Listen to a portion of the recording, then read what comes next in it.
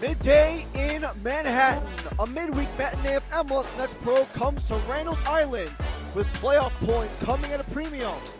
NYCFC are on the outside looking in, where Orlando reside, but with no room for error. NYCFC and Orlando City wrap up match week 23 at Icon Stadium. Hello, welcome, I'm Ryan Lee. Thank you for joining us. Despite both teams coming in winless off their last three, they're still very much alive in the playoff hunt. New York are 4 points out and need anything to stay in the race. Orlando are in, but barely, only 1 point above 8th-seeded CTU. If they want to stay in, they'll have to beat an NYC team who have made 3 changes since their 1-1 draw versus Philly Union. Lerner is back after an injury. He last played to a shutout on the 11th of July against Crown Legacy. Sacheki makes his 17th start of 19 total appearances. Carrizo also slots in with his 6th appearance with NYCFC's second team this season, all of which were starts. Seymour Reed is the primary striker up top. He's got 3 goal contributions across 5 matches in 2026. As for Orlando City, they've made a whole handful of changes since their last match versus CTU. A 4-2 loss will do such, where Himes was in goal. He remains there. Arshans, Chikamso, and Sandy are all the defensive changes. 26 starts combined between the 3 defenders. Trombino enters the midfield. He joins in with Kendall and Bobea Torres, who are both making their first starts with OCB. And Leao is the lone forward in the 4-2-3-1. His team lead 8-goal aims to be the pivot point for Coach Wilding's attack.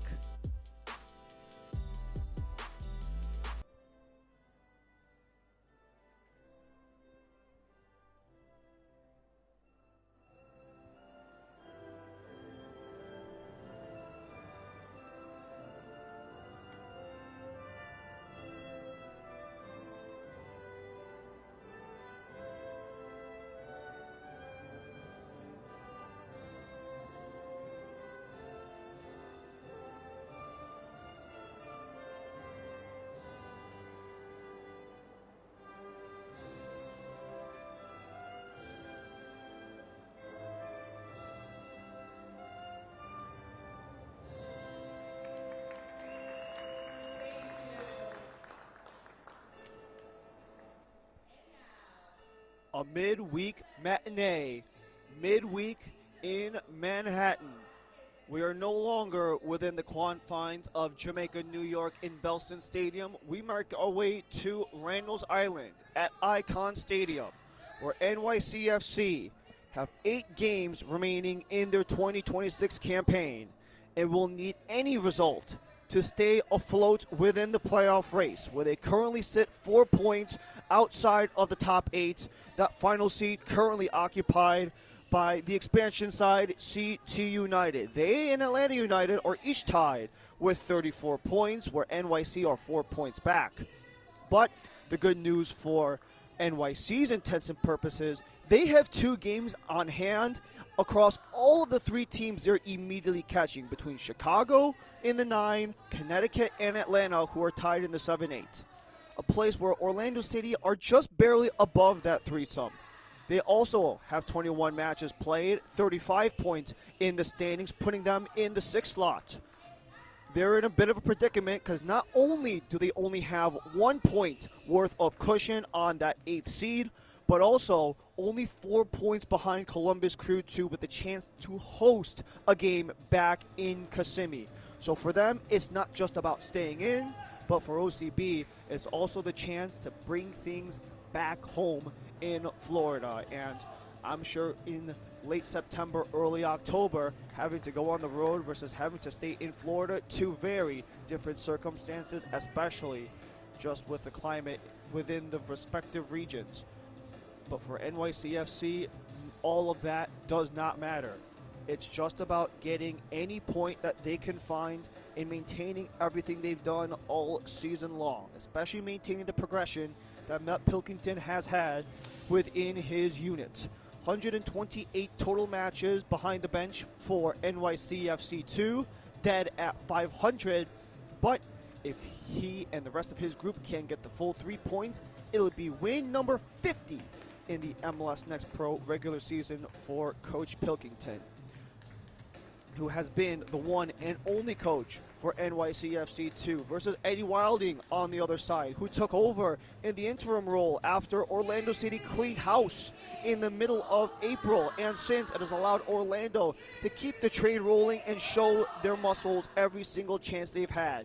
But both teams are on a bit of a slide, winless across the last 3 for both teams. So not just important playoff points, but important for their momentum going forward and eliminating whatever continuation of the slide can come from here. And with how tight the playoff race is, having 4 straight without a win is most certainly not the way to go for either. And for Orlando, they're really going to need it, because that 3-game winless stretch is a part of a greater run of 6 winless across the last 7.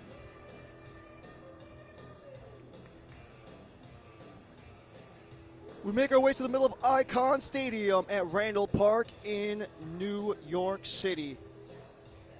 We are away from the typical confines of Belson Stadium. And as we make our way to center, NYCFC, they'll be in the all-white. They'll start things off left to right. Going right to left in the all-purple will be Orlando City B. For New York, this is game number 20 of 28. For Orlando City B, they are within their final third. Only a half a dozen matches remain after this afternoon. New York start with the ball, and we begin here in the Big Apple. Ryan Lee and the rest of our MLS Next Pro crew, we thank you so much for joining us here in this midday just outside of Manhattan at Randall's Island. Where for New York, it is the task to get into the top 8. A place they've only been one time in their entire MLS Next Pro tenure. That came back in 2024. They missed last season as the number 12 seed, where they were 4 points out. A place where they actually are right now as Sam operates the outside. Had it dislodged from Arshawn, so it will stay with New York.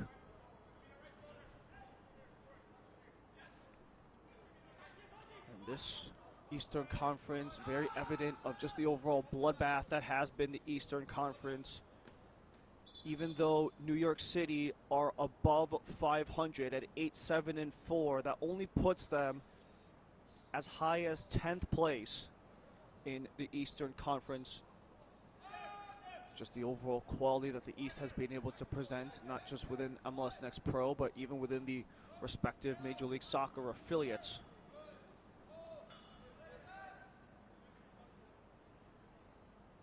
New York will retreat and hold on. They have a much different look than they've had over the weeks past, with a 4 midfielder look in a 3-4-3 for Matt Pilkington.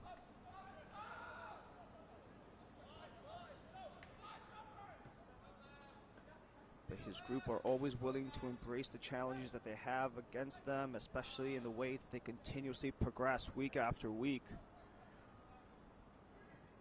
And I'm sure the challenges of going 3 straight without a win in the middle of a playoff chase where you're on the outside can most certainly contribute to that. But even with the introduction of Leagues Cup, some of the opportunities for players to make their way to the first team and receive that call-up, that's been the case so far with Kevin Pierre and Seymour Reed, who were on the New York City's MLS side. Their bench in the Leagues Cup against Cruz Azul over the weekend on Sunday.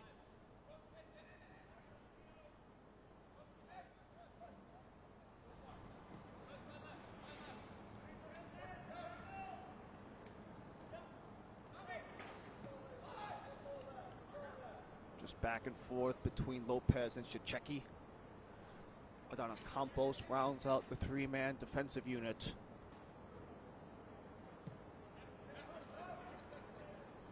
Deep ball, Sam on an island. Kept it in, scoops it across, got it blocked before Arshawn finishes it off.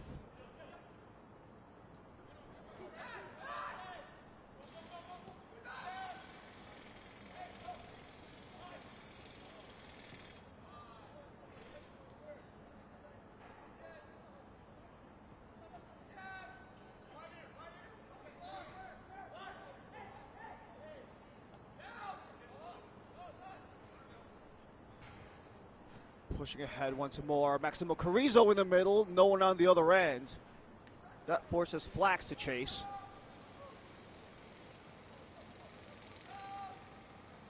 Cooper Flax in his team leading 7 goals on the season.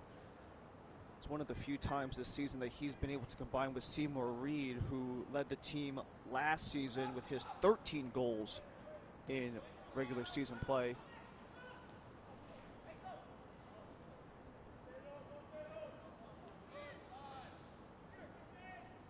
New York have held the vast majority of possession so far.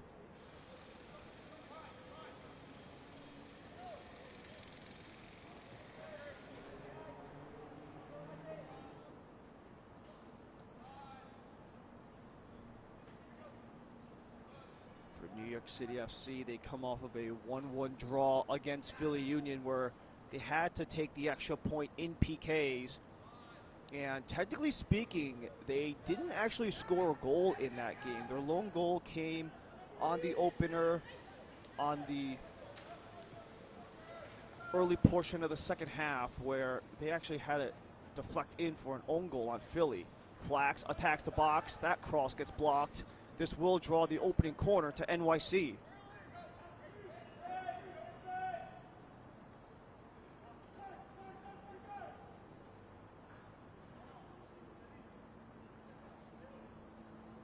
See some of that careful control in the early portion of this match, especially for NYCFC.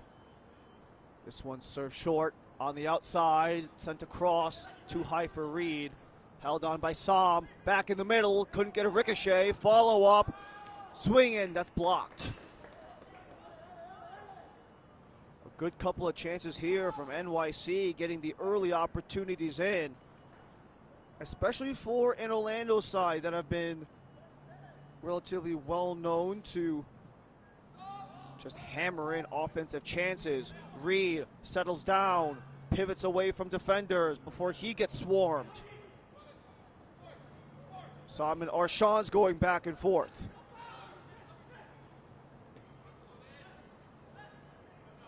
Forced in the corner before he outlets to Belgadere, and Belgadere gets dropped.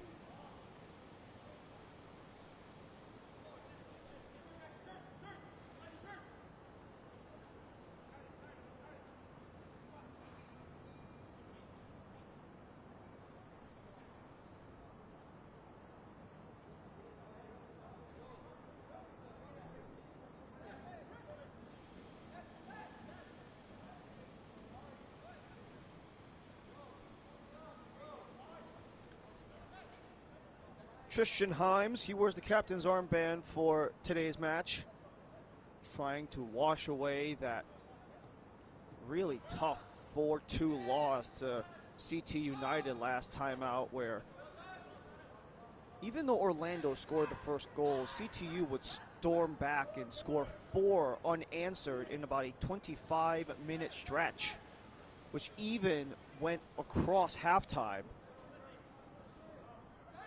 We're talking goals spanning from the 36th minute on, and they just got hammered at that point where OCB were unable to recover from the chasm that was created by the Connecticut side.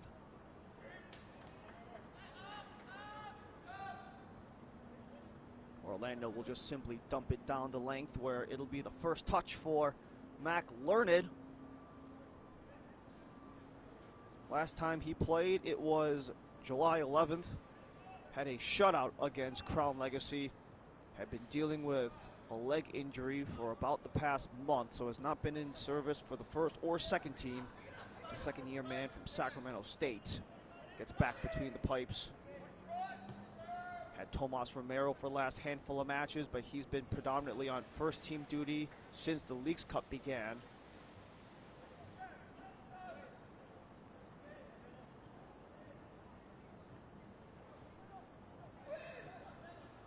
Had a good opening match, but a real tough 2-1 loss in the Leagues Cup on Sunday to Cruz Azul. Maybe a chance to redeem themselves in some way, shape, or form on Thursday when they play against Necaxa.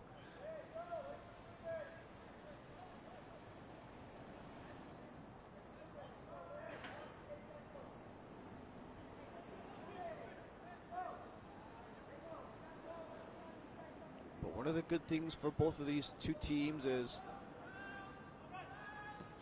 even though the 11 a.m. kickoff is a little bit unorthodox, it's not something they're completely unfamiliar with. Coach Wilding even noted to us that that's approximately the time that they tend to take training. So having this type of a early kickoff with the number of academy products they have on their lineup,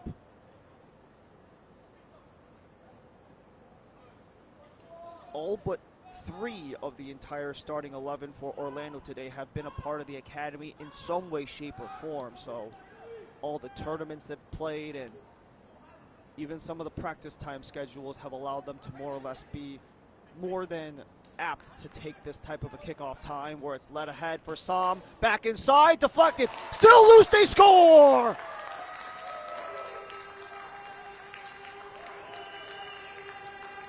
It's New York City taking the lead 10 minutes in. And that's Kevin Pierre who slots it home. This is a play that NYC have looked for pretty much all game long. Sam fighting a way to get a feed in the middle. Kevin Pierre didn't get the first touch, but it just falls right to him. Right place, right time for his first goal in MLS Next Pro. Only 10 minutes into this match. Goal, New York City! Scored in the 10th minute by number 15, Kevin Pierre. For Kevin Pierre, the second-round draft pick in the 2026 Super Draft. We mentioned he was one of the 2 players on the second team who was on the first team's bench in their last League Cup match against Cruz Azul on Sunday. And with opportunities, not just in MLS Next Pro, but to even have the chance to sit with the first team, can most certainly build that confidence it showed so far early with Pierre. But maybe a counterpunch here for Orlando. Learned with the challenge, and he makes a nice save.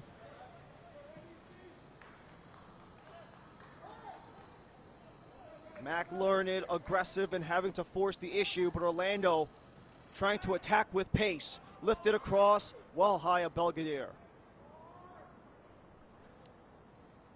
And Sam will just watch it roll out of play.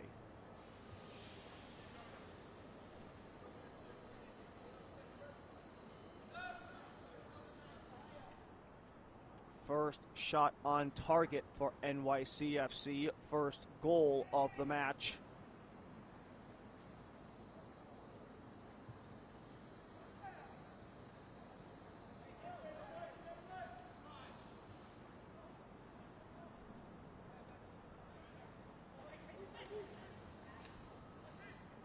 As it stands, a 10th minute goal.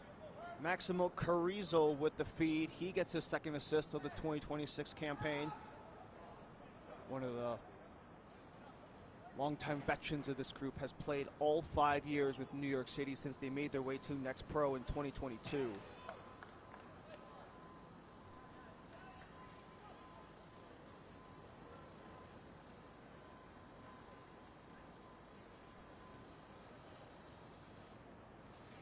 So it was bouncing all around. You had El Hadji Sam feeding into the middle. Carrizo got a glance off of it before it eventually got smashed home by Kevin Pierre. And it's a turnover in front. They score again. Disaster for Orlando, and New York capitalized. Carrizo gets on the board, and it's 2-0 in 2 minutes time.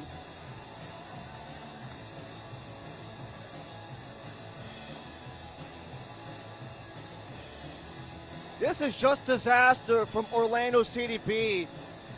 Not sure if it's miscommunication or what, but Tristan Himes gives it right to Carrizo. An easy tap in from about a dozen yards out. And when you cough it up inside of your own penalty area with a wide open attacker, they're not going to miss those opportunities.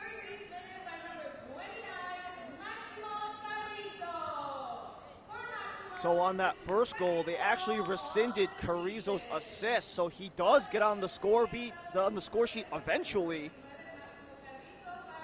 Second goal of the season for New York City's second goal of the match. On 2 shots on target.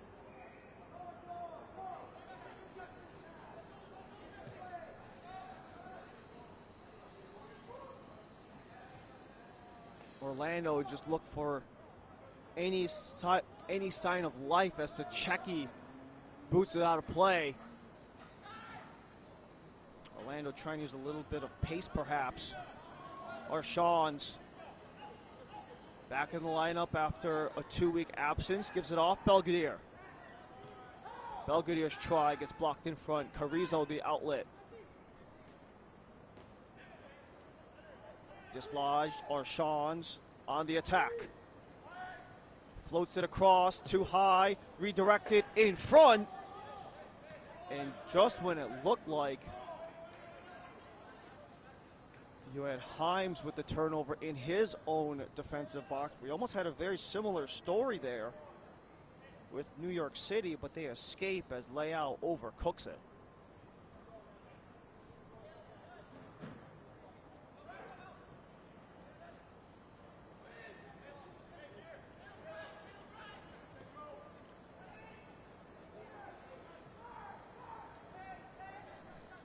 Just wide of Molinari. Back it comes for Orlando. Bobea Torres gets it back. Bobea Torres in his first start in Next Pro. And they'll just play the safe option and go all the way back.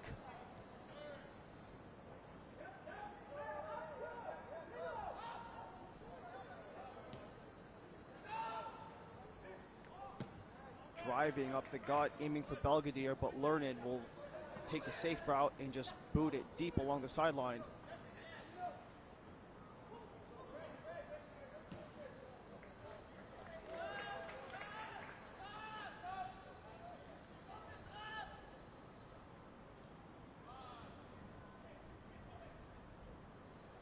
As we mentioned in the open, for Orlando City, they are not just winless in their last 3.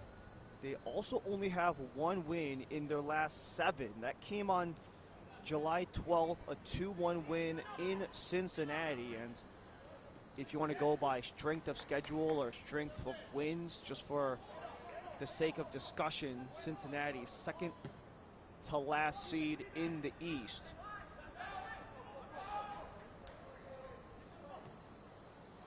And they've had to go up against some, not necessarily your top contenders, but definitely within the playoff mix. Teams like Huntsville, who are 8 points out of it. CTU are the final playoff slot, who they just lost to. The probably big challenger of their last 3 matches was Chattanooga at Findlay, who are 3 points away from the number 1 seed. And they only played them to a draw. Carrizo follows up. Som returns. Still Carrizo, couldn't keep it in play.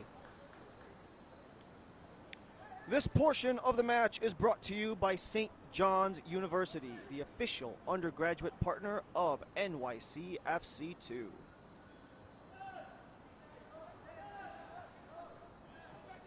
"18 minutes in, 2-0 for New York City. Carrizo and Pierre 3 minutes apart. And it's coughed up again for Som. Has Campos. Reed on the outside. No one to feed it to in the middle. Leao has it bounce around before Orlando. Break out to center. Full steam ahead for Brady Kendall. Slithers through. Belgadier back in. Couldn't locate a man. You had white jerseys draped all over, and that allows New York time and space to escape their own end. Reed lost the battle. Flax on the second try just sends it deep.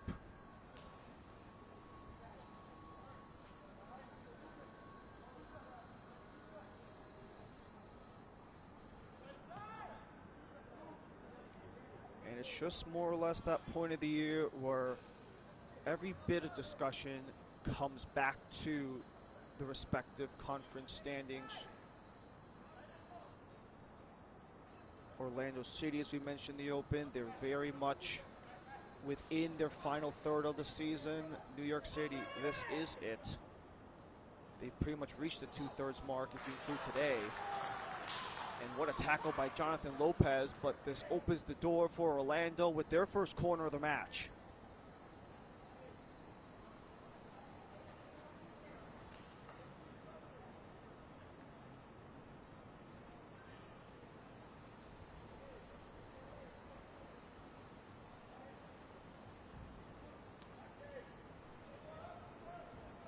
Justin Hilton, the 18-year-old from Miami, set to take the corner.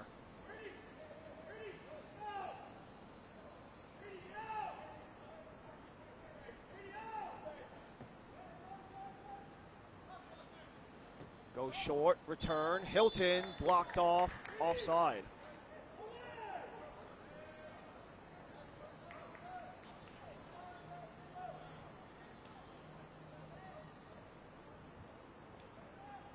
If you want to take these two teams in the overall context of their histories, two very different sides. NYCFC, since they made their introduction into MLS Next Pro, they just haven't been able to find that consistency in terms of not just building up their players, but also doing so in a way that garners that immediate success in MLS Next Pro. Especially because almost every single coach you hear and talk to throughout this league will talk about how important the development is, but we've even heard some of these coaches say that just the confidence in winning and getting results, knowing that the hard work is paying off, is a part of that development. Only time New York made the playoffs were back in 2024 for Orlando. Last year was the first time they missed in 4 years. After being top 5 seeds in 2023 and 2024, they missed in 2025. They are above the line for now, where their 35 points are tied with the reigning champs Red Bull New York. But as we mentioned, 5th and 9th are only separated by 2 points. The 5-6 tie of Orlando and Red Bull in 35 points. 9th is Chicago with 33 points. So if Orlando want to stay within this picture, they'll have to find a way to recoup that 2-goal gap in the next nearly 70 minutes. And change if you include stoppage, of course. Sam on the outside.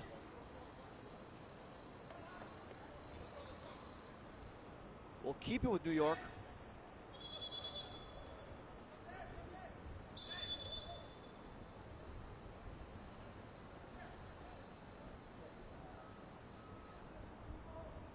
Walterson Torshon, our head official in the yellow today, trying to ensure the right spot of the throw-in. Eric Schreiber, Ariel Raban, and Laszlo Sandler round out their crew for this afternoon's matchup. This morning still, actually. We got a half an hour till we reach the afternoon.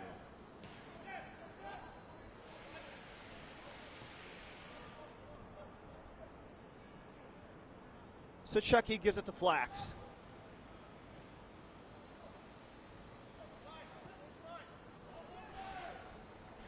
New York will retreat back.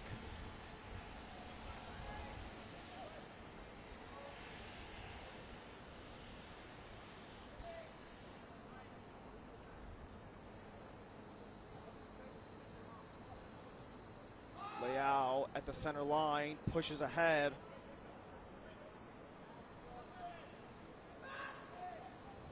Maybe a chance here for OCB. Hilton from deep, but well high.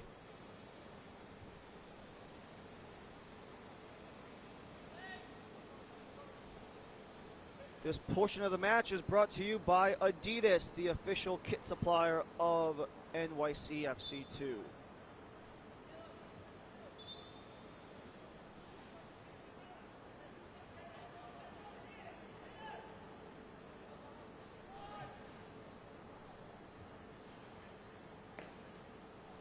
It was a bit of an interesting match for New York last time out versus Philly, not just because their only goal came on an own goal, but because they could have actually won that game with a 1-0 scoreline via own goal, but Philly did eventually take the equalizer late in that match, right around the 80th minute, and New York would have to claim that one in penalties.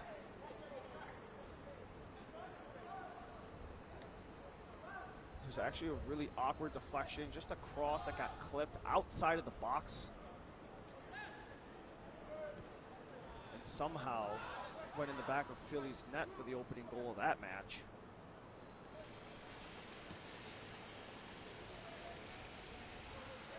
But for Philly, if you include the PKs, that is technically their only win across 3, but they still haven't won in regulation since being CTU at the end of, since having a 2-game back-to-back, beating CTU at the end of June and beating Crown Legacy at the beginning of July.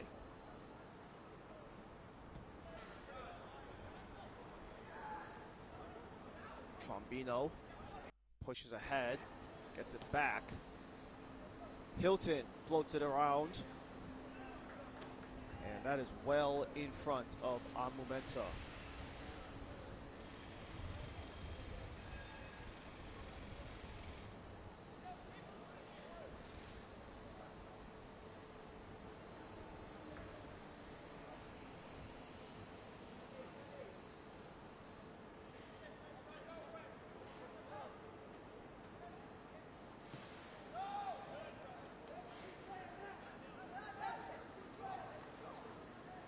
That is a freebie towards Orlando.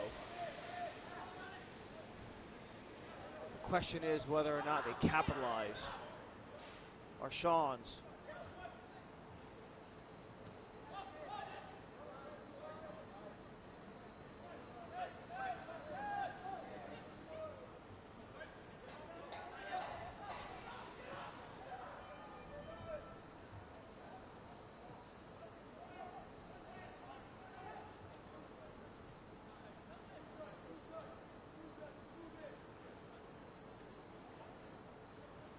Orlando hold it back as we approach the half an hour.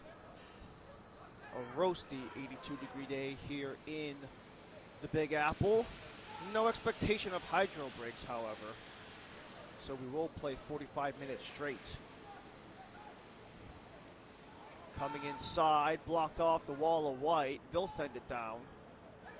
And maybe a break here for New York. Carrizo ahead. Reed on a potential breakaway. Only Sandy to beat. Reed cuts it and just missed.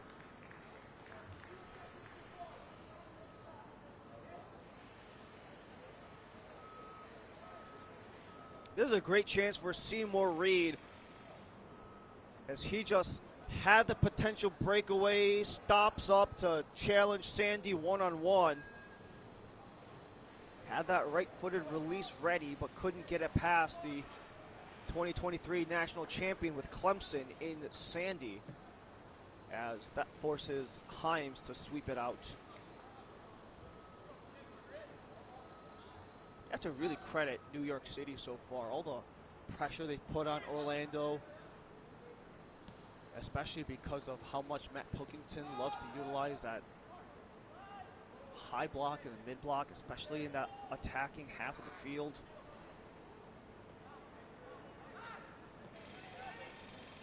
Just talked about how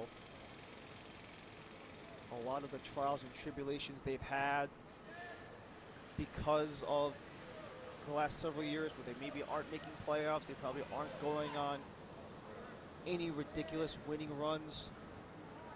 The challenges that have been brought upon them day in and day out, especially for one of the younger teams, even in the context of MLS Next Pro, continuously learning within that process. Just trying to make sure they have that continuous aggression with, but especially without the ball, and just trying to overload the center of the park so they can turn things around quick like they do here. Reed, space closing, couldn't aim for Carrizo, but it does allow Orlando to cough it right back up to New York City.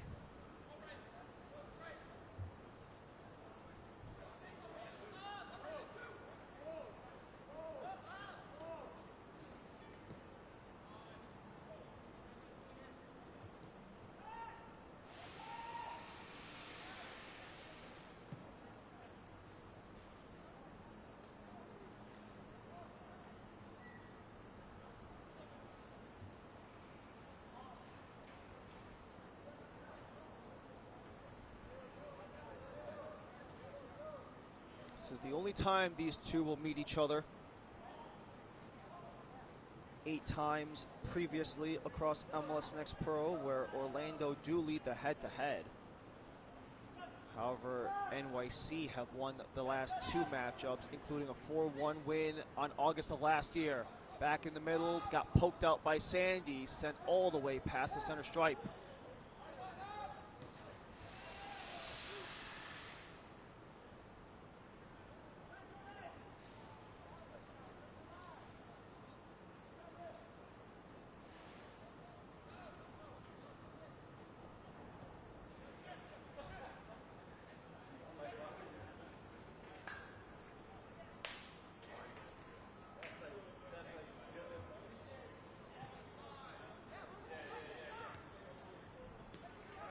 Just past the half an hour mark, 2-0 for NYC.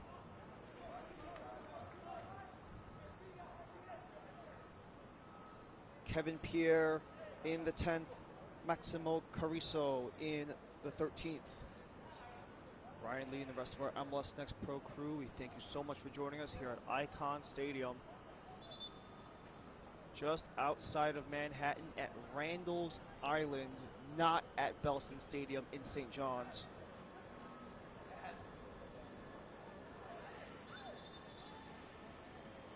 New York are not expected to have any more home games over at Belston. If you include today, 5 home games left for NYC. Well, 4 and 59 minutes of home games left. They will all be played here at Icon Stadium for the remainder of the season, especially as college soccer season begins over in Jamaica, New York, with St. John's, the Red Storm.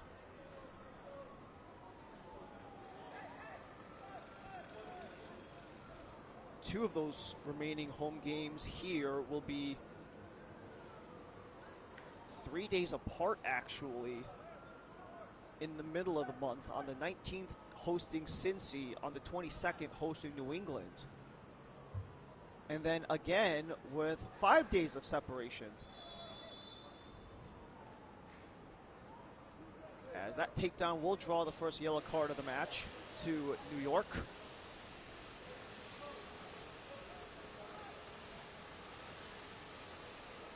Checking in on Momensa.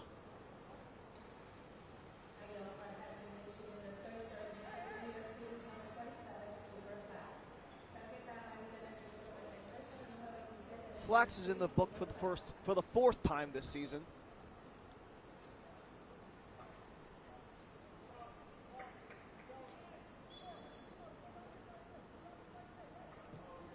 Flax has been so pivotal for NYC, especially for the pro rookie. Actually started off his time in the pro soccer ranks as a part of New York City's academy program. Went to the NCAA 4 years with Wake Forest, where he was a 2-time All-American. Came back to NYC, and that's something we've actually seen quite often throughout the MLS/Next Pro ecosystem, how when these players go off to college, they can either return to their previous academy team if they get signed, or they sometimes just go into the draft.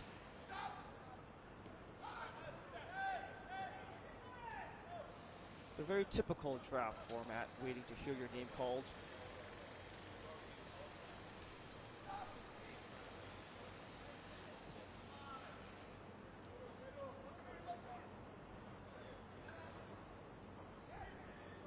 Pierre scored the opening goal. Got held up by our head official, but eventually makes his way outside towards Ponce. Ponce hits the brakes. Molinari retreats for Pierre. Carrizo on a goal, hits the brakes. NYC just looking for open space. You can see all the congestion of purple in the middle of the field. Ponce slid it through too far ahead. That allows Christian Himes to smother in the final 10 minutes of the first half.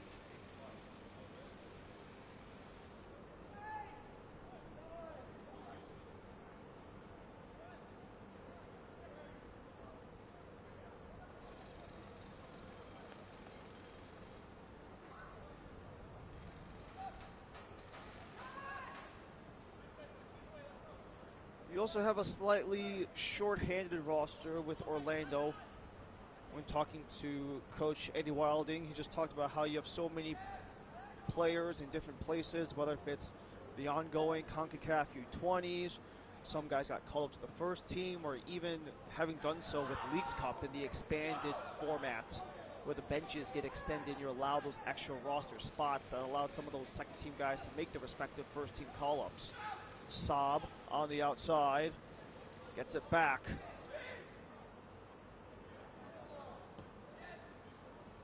They'll retreat it all the way back towards Campos.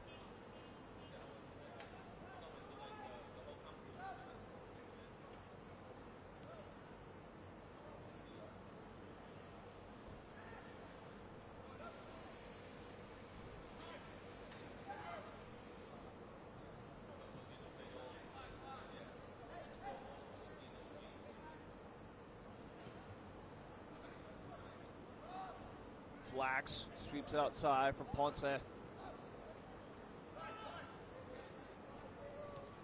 This is something we saw very much of in the first 15 or so minutes when New York piled on those goals. The patience to bring it back. However, a miscue allows Leao to turn things around. Here come OCB.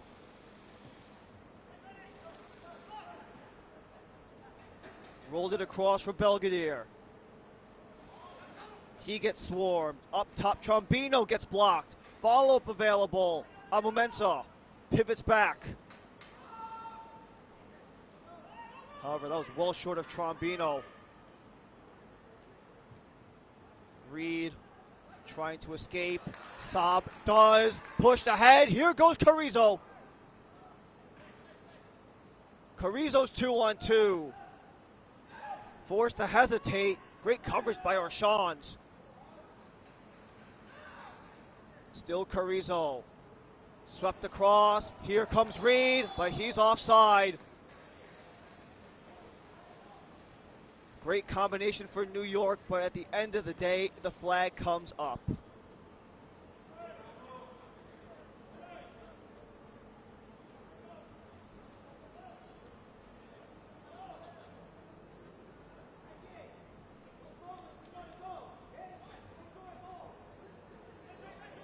This portion of the match is brought to you by Etihad Airways, the official airline partner of New York City FC2. Oh, Lerden fumbled that. Kendall couldn't get it through, however. All sorts of pressure from the defense. Just a complete flub from Mac Learned. But good news for Learned. He had all sorts of support coming back. You could see the hustle there from Lopez and Campos to recoup. Although Learned has played in 10 matches this year, he's missed the last month or so because of an injury. So perhaps you could argue he's still getting into the swing of things. Aiming for Reed. Himes will watch it go out of play. It was offside anyways.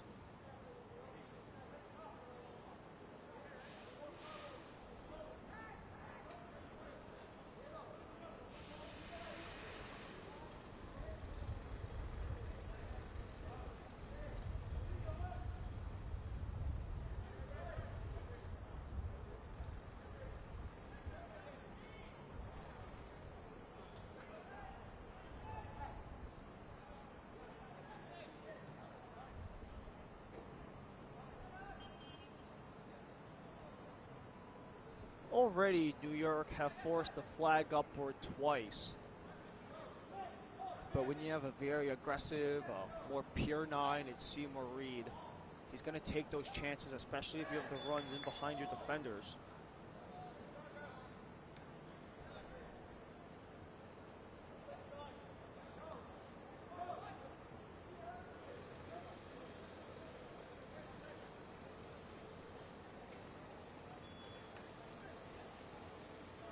Just trying to generate the consistency and training and their approach to the game, game in and game out.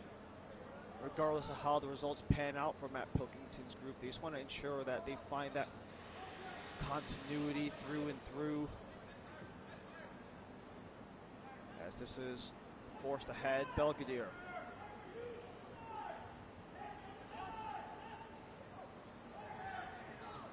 hesitates, shimmy shakes, back post, the swing, and great save by Learned. Offside anyway for Orlando. But what a stop from Mac Learned. Hasn't really had to make any big saves so far in this match, despite that not counting. That most certainly is a great sign for the 24-year-old keeper. Just lifted across, the volley attempt by Leao. And those are two guys that most certainly you could expect to see going to battle for the rest of this match between Orlando's leading goal scorer, Pedro Leao, and the man who was NYC's #1 keeper going into the year, Mac Learned. 2 seasons deep with NYCFC since coming over from Sacramento State.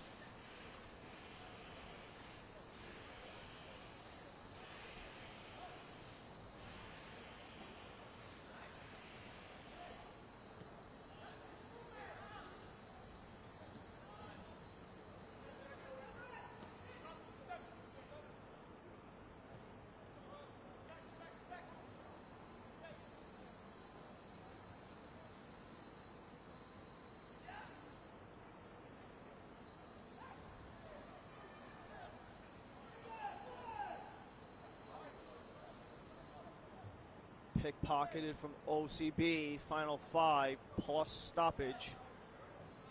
Maybe for Orlando to get something back. They've been outpossessed, outshot, and outscored despite being one of the more offensively heavy teams in MLS Next Pro.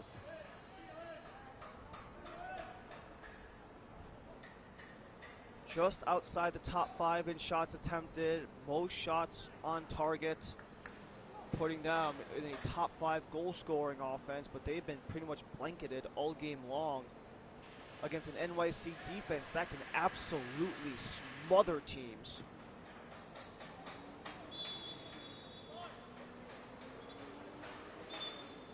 New York defensively, because of how few shots they allow, their 100 shots across 19 matches is within the bottom 5 of the league, at least 5th fewest. In doing so, they've allowed the 10th fewest goals in the league, so it's really been a battle of strength on strength. Orlando City's offense in their attack, the way they can just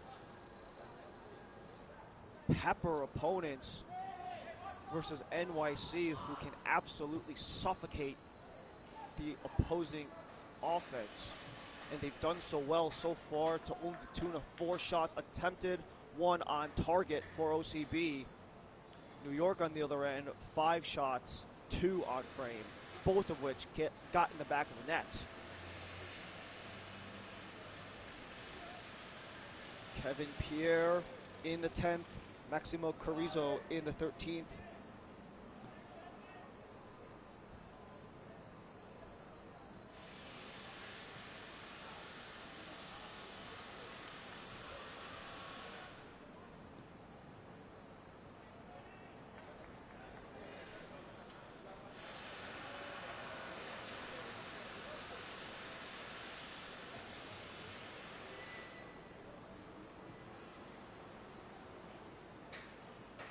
Ponce.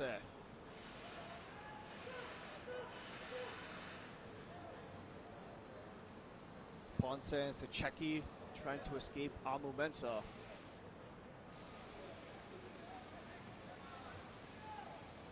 Lopez gives it right back.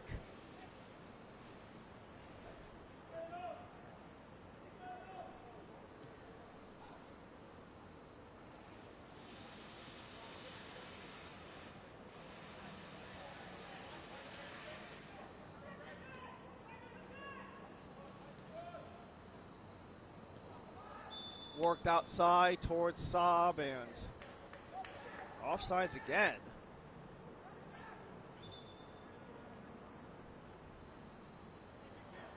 If it wasn't for all the offsides, New York could easily be up 3, maybe 4, because they've had some golden opportunities, a couple of breakaways, and some fantastic runs behind the defense. You just get a little too far ahead of them, however. That's where issues start to lie.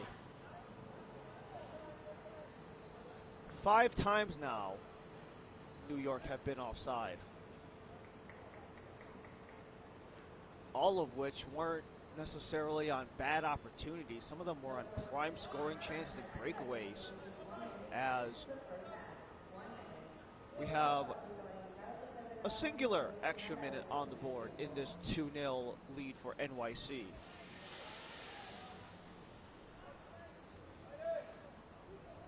You have to wonder what could be in the cards for Coach Wilding.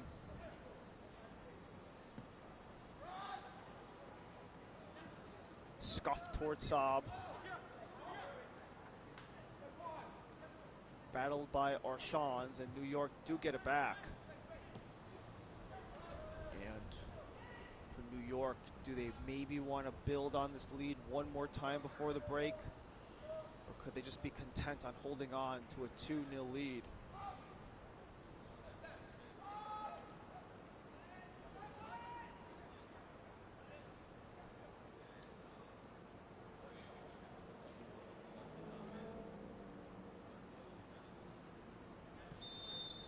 New York in no rush because they will allow the first half to expire.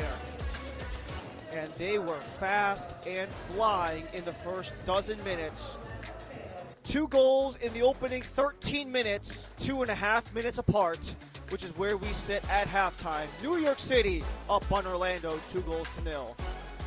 At halftime, we take a look back at MLS All-Stars plus upcoming schedule through August and highlights when we return.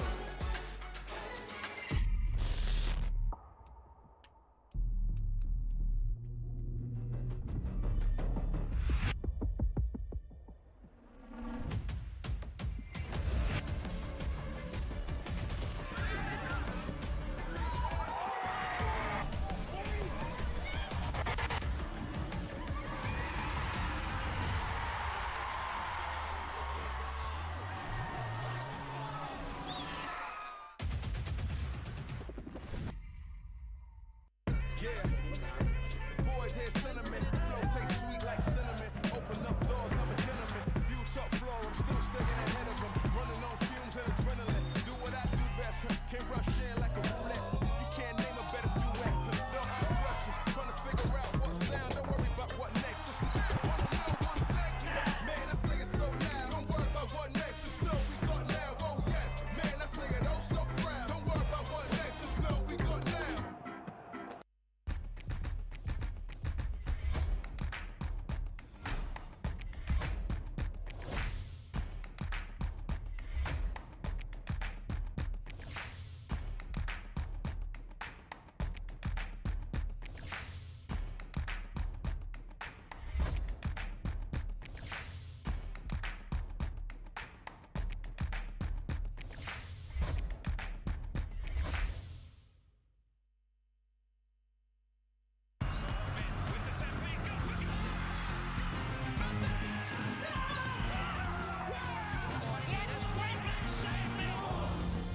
Dude, move away, I can see.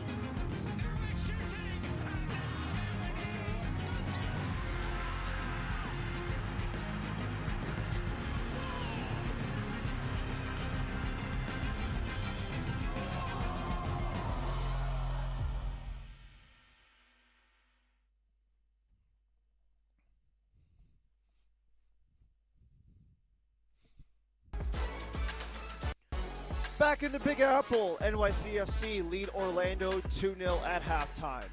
We head to Charlotte as we take a look at the MLS Next All-Star Game and the Skills Challenge, while also taking a look at Chattanooga with their new head coach, Richard Dixon.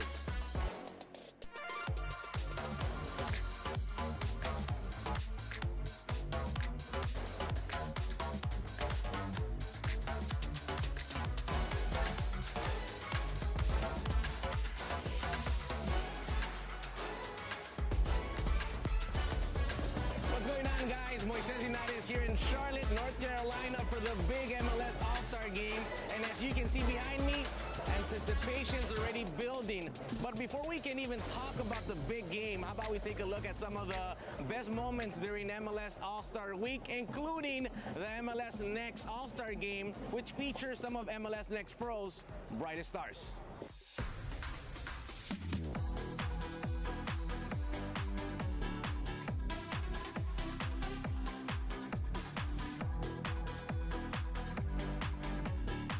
Things in Charlotte kicked off with the MLS Next All-Star Game, where we got a glimpse of the game's future stars who faced off at Mecklenburg County Sportsplex.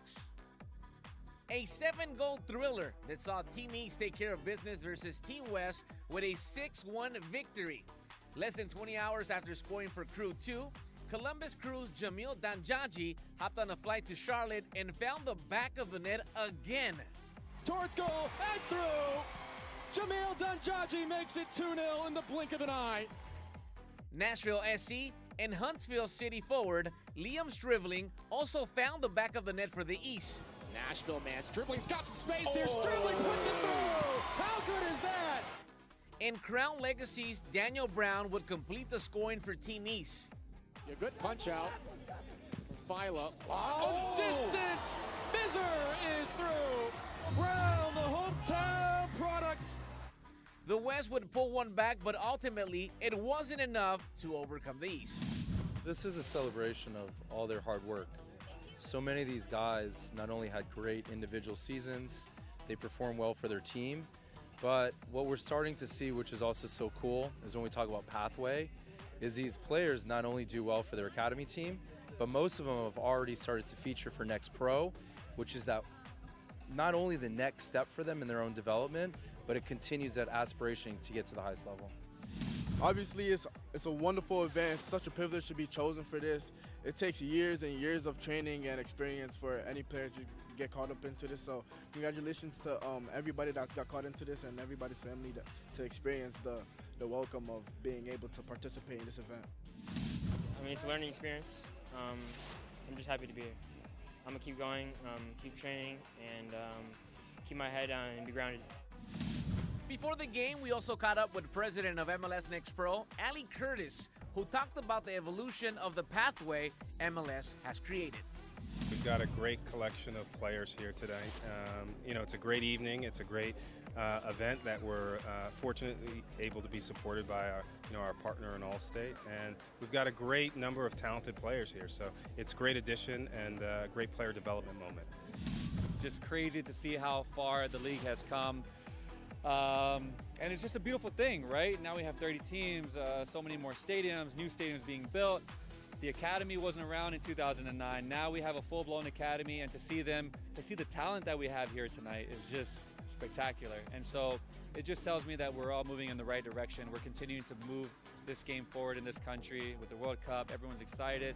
And now we just have to continue to help encourage and support these kids. Here at Bank of America Stadium, MLS All-Stars lead Liga MX 3-1 after 45 minutes. A great performance in the first half. And speaking of great performances, some of MLS Next Pro's very best goalkeepers and field players took part in the skills challenge. That includes goalie wars and also the crossbar challenge. I'm trying to get that assist in. Oh, he's cooking me alive. Those low ones killed me. Hey, we got the... Tuesday morning saw the MLS Next Pro players take on actor Danny Ramirez in goalie wars. The Hollywood star even banged this golazo. Bonus ball! He got the ball!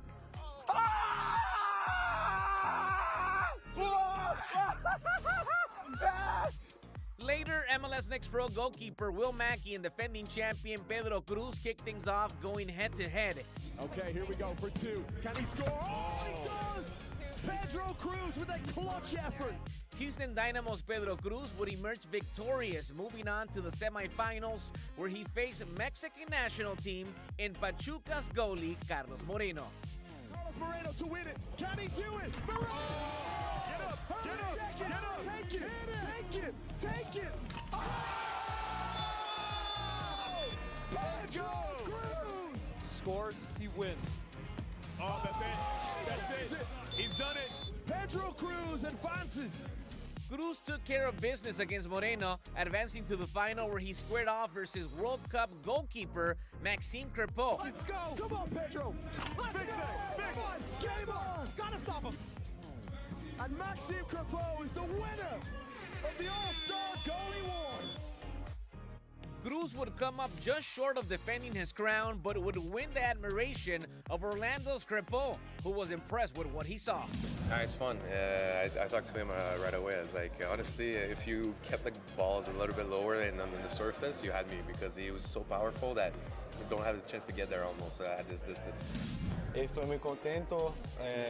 Lo arquero es muy bueno, una persona muy buena. Pude conocer él poquito. Él habló que hoy está yendo bien. Una persona buena y muy bueno. Dividir la cancha con él. Goalkeepers weren't the only ones in action. The crossbar challenge saw North Texas SC Erunis face off against former MLS Next Pro star Xavier Gozo, taking on some big names like Evander and Javier Ruiz from Club Necaxa. Representing MLS Next Pro. We see the young superstars emerge in Major League Soccer. North Texas is a great pipeline for FC Dallas. Let's go, Nice, you're almost there. There it is. Oh, there it is! For MLS Next Pro! What a story this could be!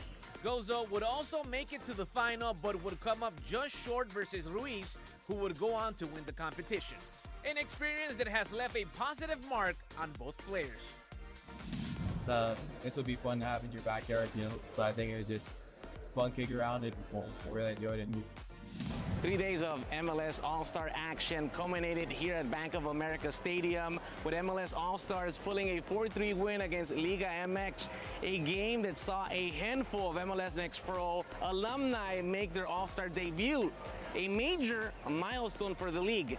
Signing off from the Queen City, Moises Linares.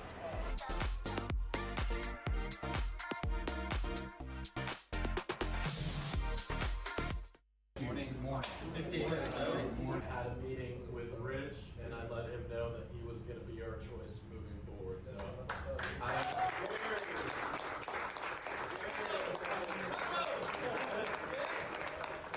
thank you guys. First of all, thank you for your commitment to the club, your commitment to each other, and your commitment to just excellence, right? Because that's what we're aiming for, is excellence.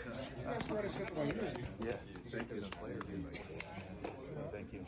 Appreciate it.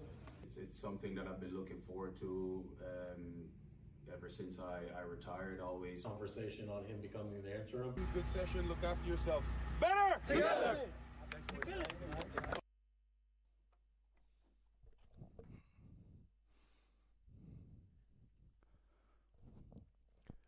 Halftime in New York, where NYCFC have the 2-0 lead on Orlando City B. Well, it's been quite not only a day, but a match week in its entirety. 23 weeks in, just past the 2/3 mark, as we mentioned at the top of the broadcast for Orlando. This is match 22 of 28, 20 of 28 for NYC. As we take a look at the beginning of match week 24, we have that sneaky game tomorrow evening in Huntsville, as they look to keep their playoff hopes alive against the #1 seed in the East in Crown Legacy. Even some matches with some pivotal playoff points. Atlanta basically right on that 7-8 slot with New York Red Bulls trying to make their way in. And don't forget about Chattanooga FC. They're 3 points behind Crown Legacy, aiming for #1 Toronto, a couple of points out from the final playoff slot. Well, if you want to talk about teams chasing the playoff line, how about NYCFC? Starting the match off early on, you had that cross in from Sam. It gets deflected back where Kevin Pierce puts in his first goal in MLS Next Pro for the former draftee of Georgia Southern. And this is just a really tough look, especially for Tristan Himes. Just had all sorts of pressure and right into the possession of Maximo Carrizo for his second goal of the season. And when you just have an absolute freebie like that to a guy like Carrizo, who has scored his share of goals in MLS Next Pro, he will make you pay, just like he did Tristan Himes there. Right at the 13-minute mark to put us exactly where we are, 2-0 at halftime. 45 down, 45 left to go in NYC. Second half of NYCFC and OCB to wrap up match week 23 on the other end.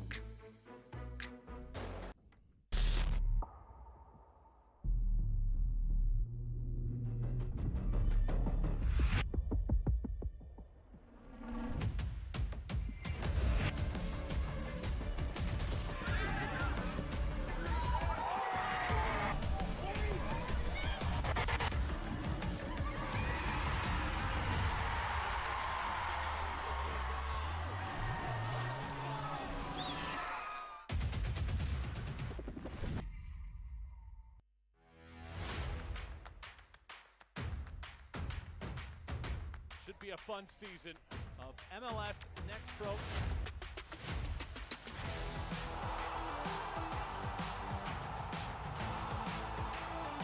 Oh my! Pedrinho wins it!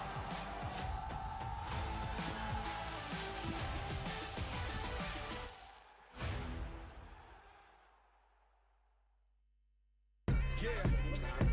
Boys hear sentiment. Flow tastes sweet like cinnamon. Open up doors, I'm a gentleman. View top floor, I'm still staying ahead of them. Running on fumes and adrenaline. Do what I do best. Can rush in like a roulette. You can't name a better duet.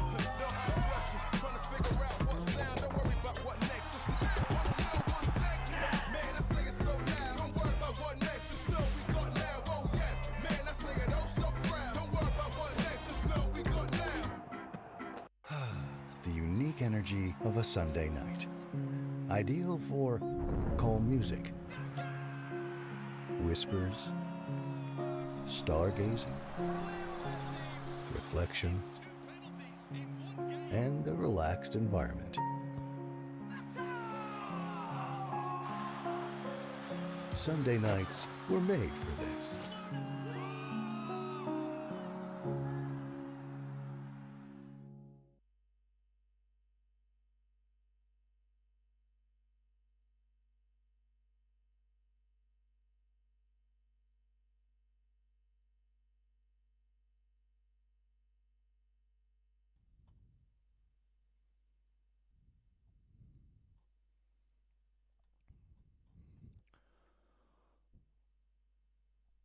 We are back for the second half. MLS Next Pro match week 23 gets wrapped up in New York City.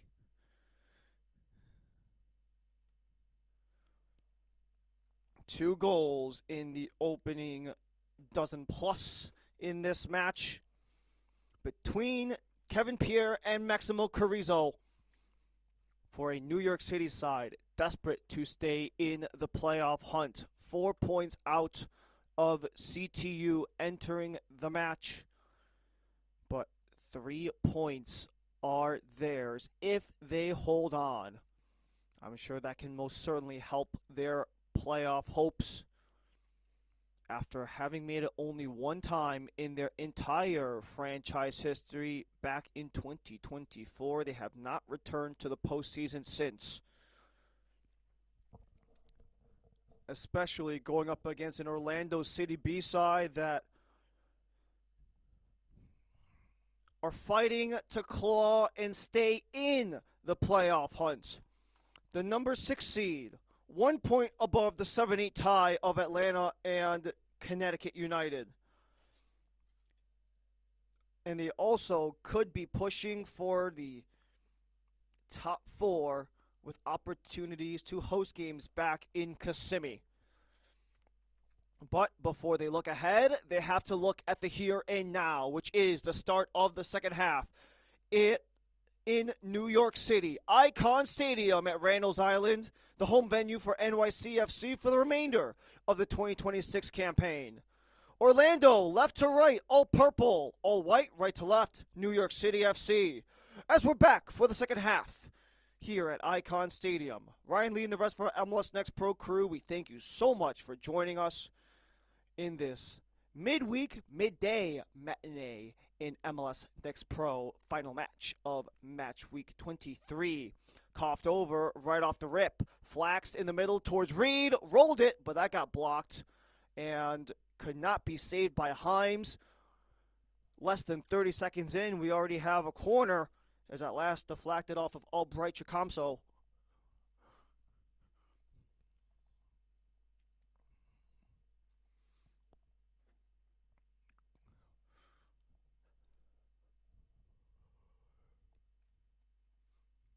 Carrizo had an assist rescinded on the opening goal. Maybe a chance to get one for real this time.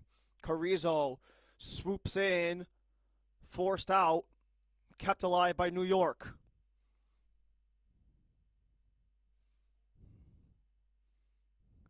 Sam stays outside with Ponce. He'll serve it, but that's well over the head of Kevin Pierre.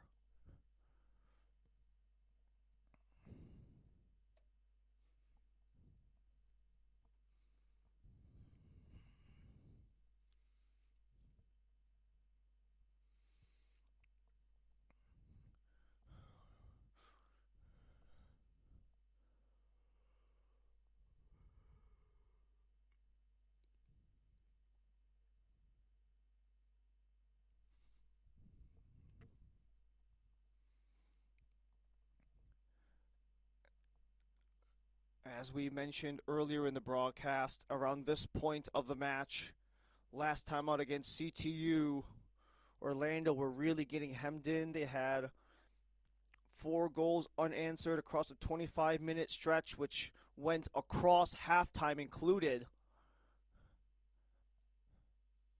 And this will draw a yellow card against New York. Kevin Pierre. First time he'll get booked.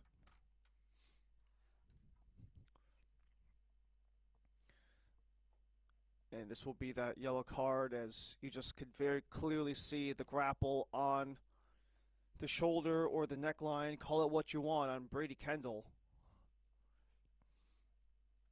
But Coach Wadling said that they just have to find ways to stabilize the game, especially when they have that potential of getting out of hand, especially when desperation starts to creep in, a little bit reactionary versus setting the tone and being the tone setters. How they can really stretch themselves out and allow for more of those gaps and opportunities for other teams to take over, like flubbing a free kick straight out of play to a New York throw, for example.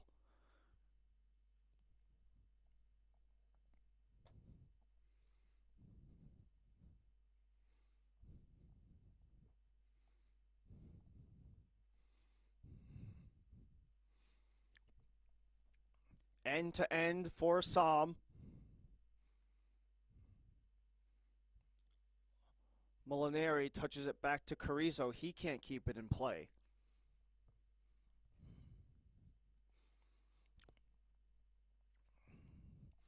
One of the more interesting parts of the game coming in isn't the fact that Orlando and New York are both coming in off of winless stretches, but the fact that they both followed respective winning runs. For New York, they had a 5-game unbeaten run, which included 4 wins, then followed up with their last 3 without. Flax from deep, he misses well high of the bar. And then you flip things over to the Orlando City perspective, however. They had an excellent end of May and beginning of June where they had 4 straight wins, and they were just absolutely hammering teams. 4 goals against Miami, 5 goals against Chattanooga, 3 against Carolina, and then winning in Huntsville. But after that 4-win stretch, only 1 across the 7 after, which could be stretched to 1 win in 8 if they cannot catch up on the 2-0 deficit from the first half in the opening 5 minutes of the second half. Reed holds up, outside for Flax, back in. Only Purple in the way. The deflection, they score!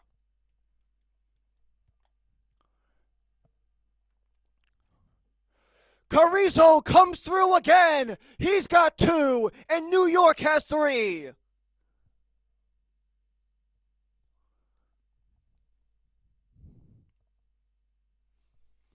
This is a nice play from New York, and you can just see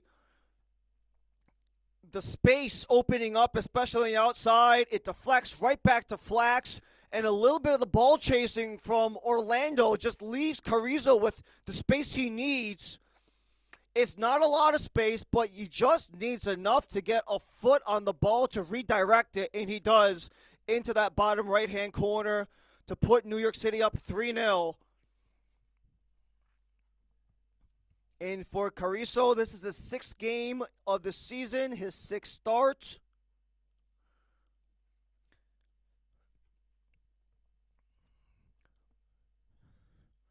And what a wealth of experience the 18-year-old has had, not just getting youth call-ups for the U.S. youth national team, but has even gotten call-ups for the Argentine national team as well in their youth divisions.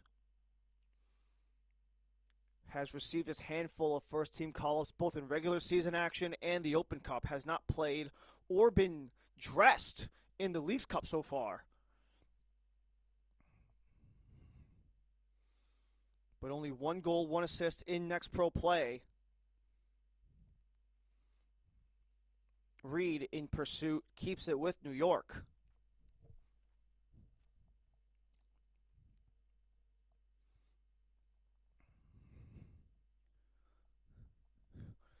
And with the 2-goal performance alone for Maximo Carrizo, he ties his career best, which came last year in 2025. 3 goals across 14 matches in MLS Next Pro this season. 3 goals across 6 matches in Next Pro. Ponce leads the charge, slides it ahead for Reed. Hesitates, as that was a nice slide made by Titus Sandy, and this will open things up for Orlando.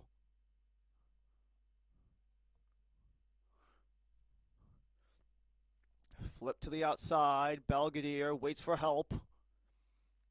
Slithers across. Still Belgadere. Drop down. Follow up. Slapped up by Learned. And eventually he'll smother before any follow-up can be made by OCB.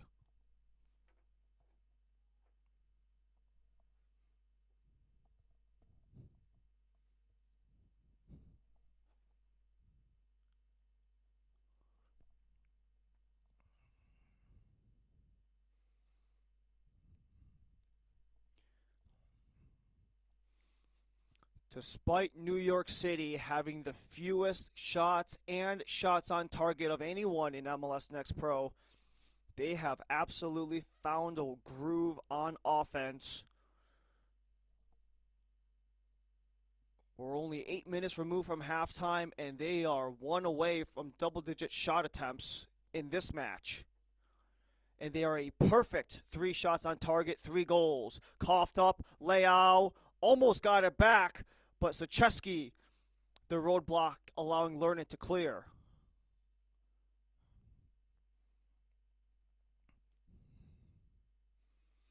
As you can see along the sideline, a substitution coming for Orlando. Nick Lacheris will come in for Caleb Trombino, the 17-year-old Spanish midfielder. Will come in at a 55th minute substitution.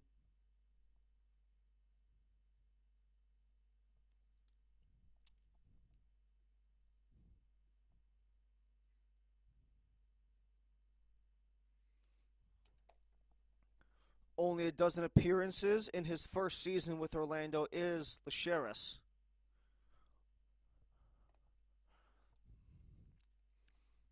Belgadere dropped it back. No one waiting.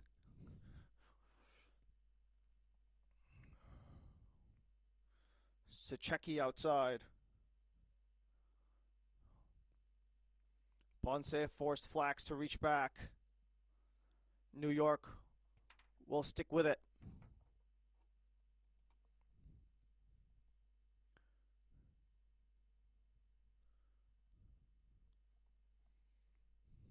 Molinari, deep ball. Has Som in stride. Som looks for target. Reed just misses.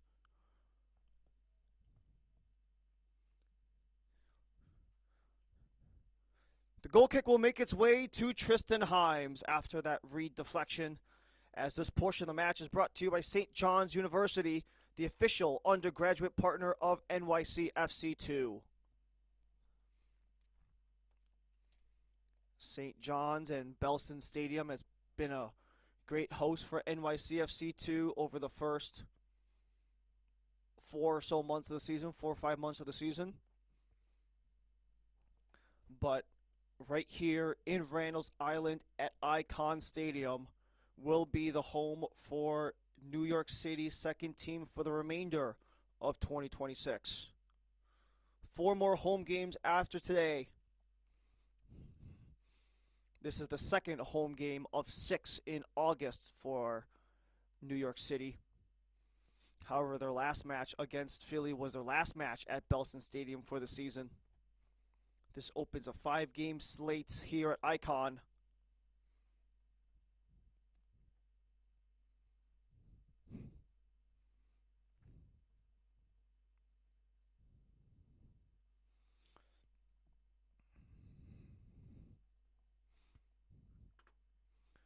As mentioned before, NYCFC 4 points back of the 8th seed in the playoffs.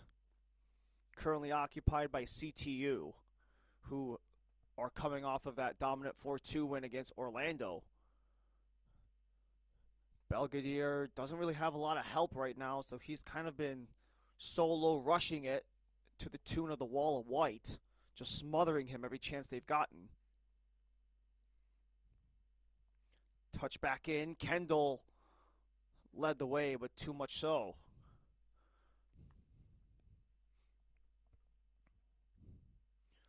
A lot of really intriguing matches to start match week 24 in the MLS Next Pro slate. Orlando continue the road trip over to Chicago.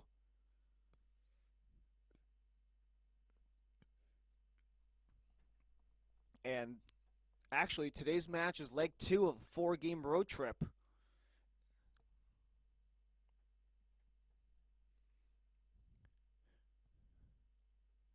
They went to Connecticut. They're here in New York today before they head to Chicago, then Atlanta. But currently, Orlando needs to travel backward as New York are set to attack once again.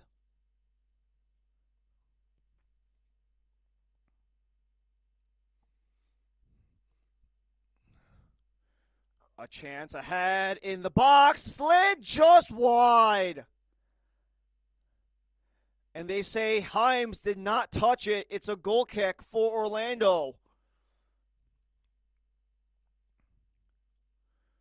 This was a near golden opportunity. They wanted something.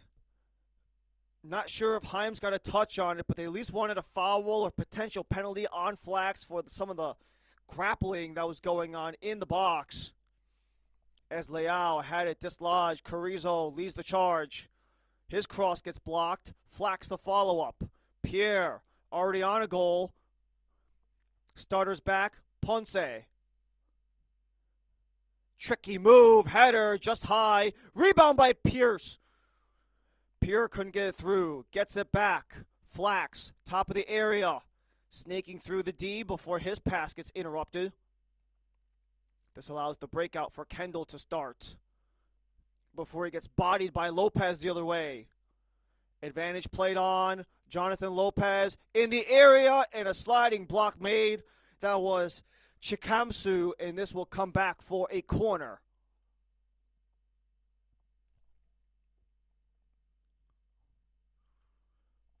That was a very busy sequence for New York in the attacking end, but to no avail. They do get a corner out of it, though.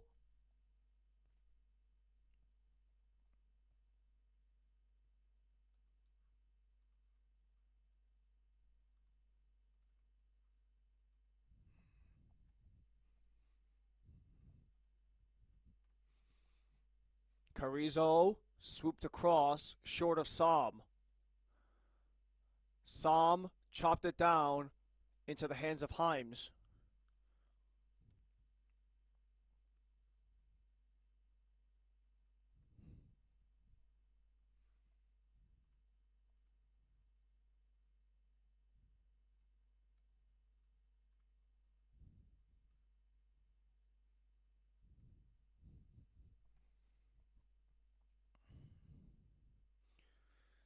For Orlando, you just have to wonder, not only can they escape the slide, but if they do, how can they hold off everyone that's behind them? We've just kind of gotten to that point of the season where every single game is not a 3-point game, it's a 6-point game. And New York City potentially wanting to hold things on, especially for rotation and minutes. 62nd minute change up for Jacob Arayave. Arayave comes in for his 5th match in MLS Next Pro in 2026. Arayave is a 4-year veteran of NYCFC.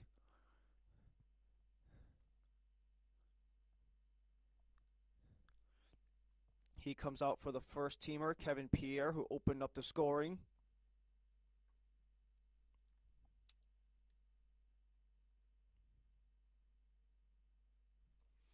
It was Pierre's goal in the 10th minute that is currently the game winner that's opened up this match. His first goal contribution of the season. And I'm sure Coach Pilkington can allow Pierre on the bench. Pretty satisfied with how things panned out.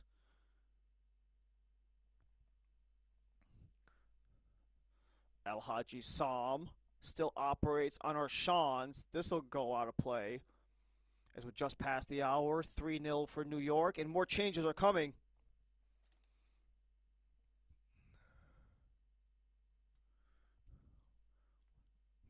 They are for Orlando City.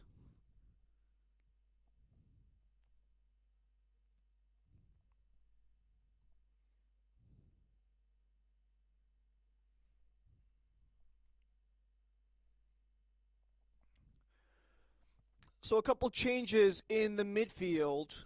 Brady Kendall and Nicolas Bobea Torres, they are both done. Their first starts in Next Pro get cut short at 64 minutes, allowing for Jacob Garcia and Hector Aguirre to take their respective places.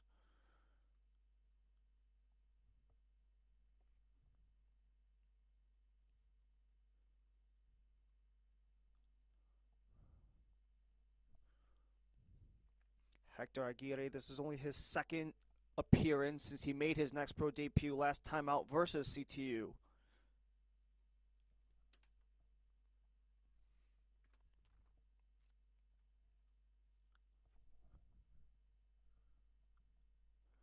In the middle, Carrizo spins from pressure.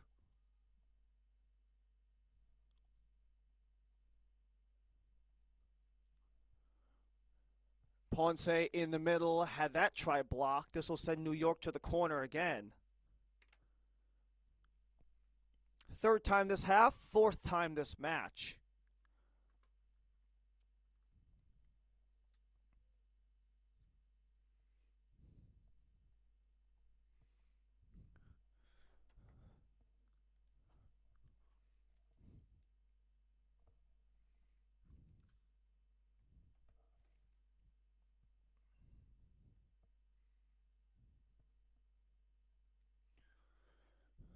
Punched out by Himes. We'll go end to end.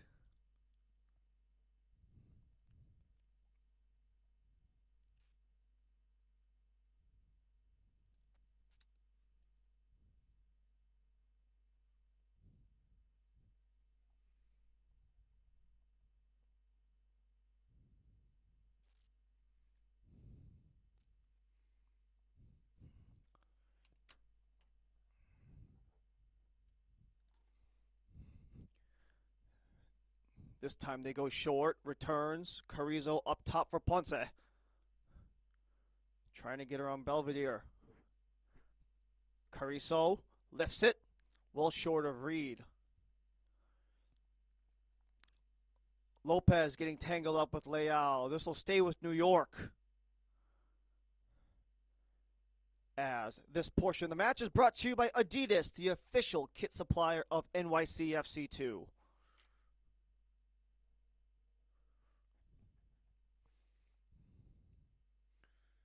As we mentioned before, it's that point of the season. You're in the final third.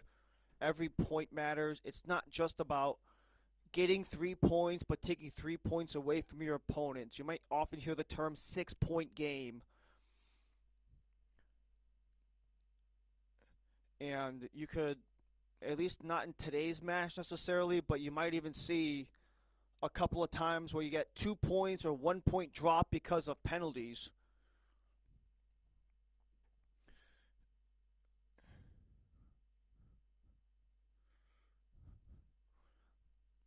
And I'm sure these teams have known in the past how much those singular points can absolutely rack up by the end of the season.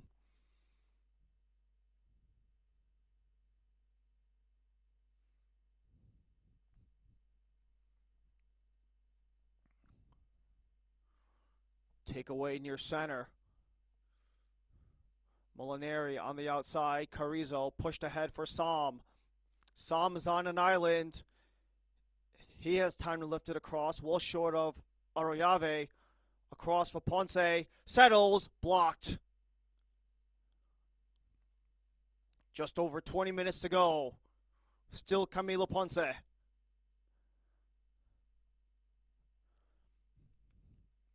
The heat has only picked up here in Manhattan.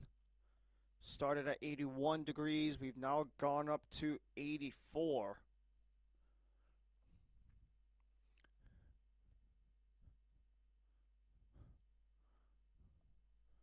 As another whistle gets drawn by our head official in the yellow, Walter Santorshan, Eric Schreiber, Ariel Raban, Laszlo Sandler round out the crew today.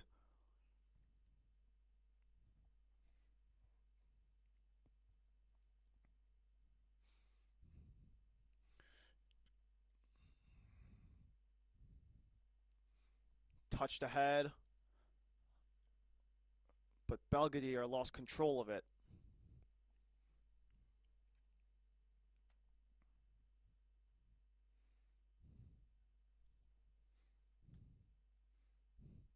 All things considered for New York, they not only have the upper hand in this match, but you could argue the upper hand in the remainder of the playoff pool, because they have those couple of games in hand on the teams above them, like Chicago and CTU. If the result holds, they'll be tied in that 9-10 space with Chicago. They'll technically surpass Chicago because of the raw number of wins. Chicago makes up those couple of points via their PK points. So assuming all holds, this puts New York 1 point behind the 7-8 tandem of Atlanta and CTU, with a game in hand on both of them. And this also points New York 2 points behind the 5-6 tandem of New York and Orlando, who are at 35 points. New York's at 33, but New York has 2 games in hand on both Red Bull and OCB. Arroyave gets taken down. This gives New York a free kick. 20 minutes left to go. Ryan Lee and the rest of our MLS Next Pro crew, we thank you for joining us here at Icon Stadium in Randall's Island in the Big Apple, where New York City have stepped up big time compared to their 3-game slide.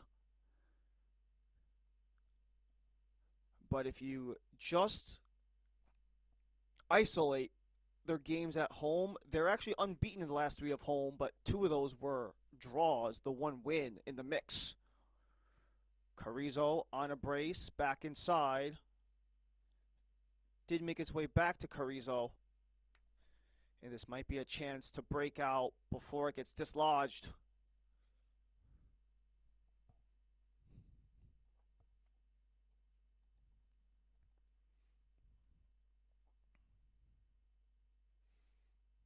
New York takeover, as this portion of the match is brought to you by Etihad Airways, the official airline partner of NYC FC 2. 3-0 in the final 20.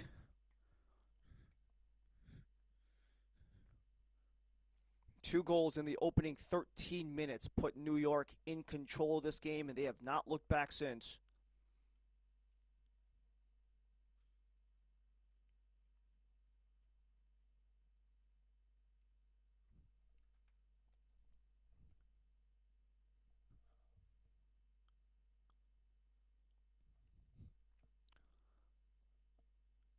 Flax credited with the assist on the third goal, the second of Carrizo's. Top of the box, Carrizo on two, aiming for the hat trick, but missed the mark.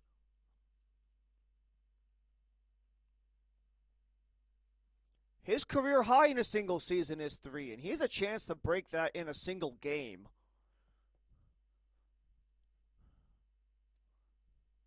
Came in with 1 goal, 1 assist. And it's excellent to see that for an 18-year-old already 4+ years in the NYC system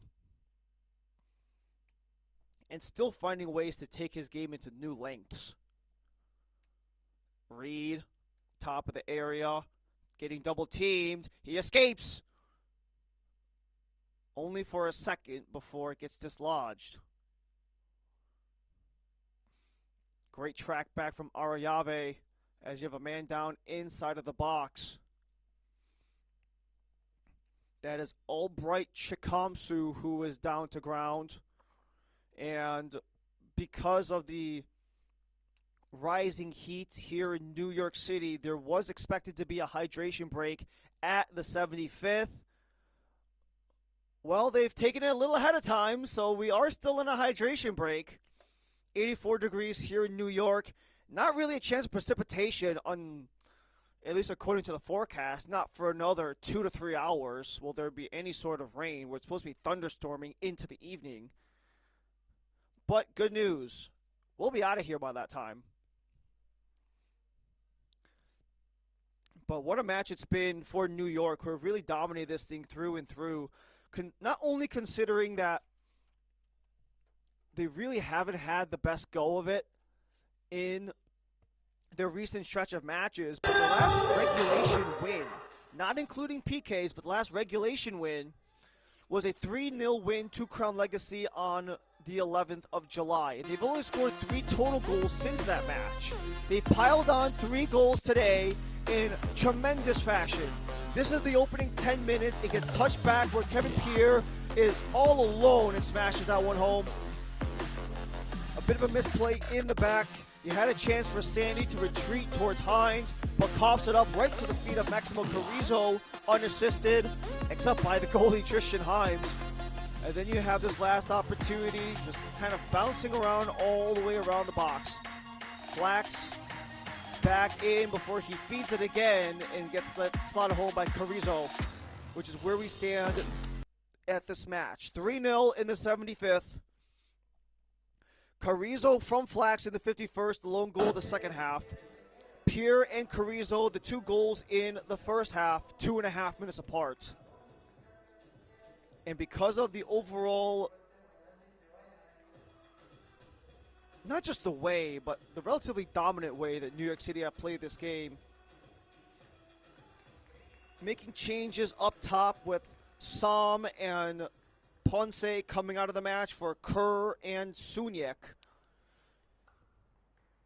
2 more attacking-minded players in Ponce and Sam, and then you bring in 2 more defensive players.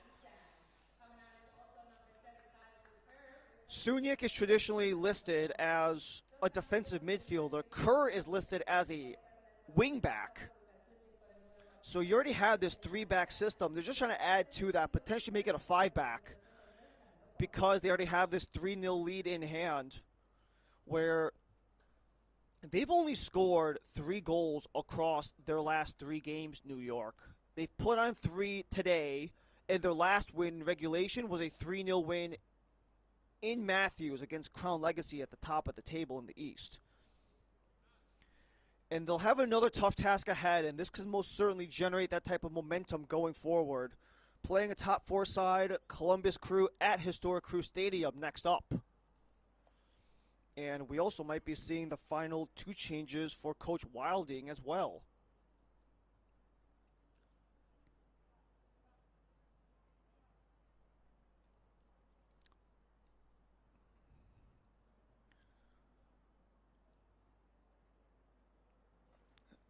So it'll be the Schnick and K coming in, as well as Landon Melliker.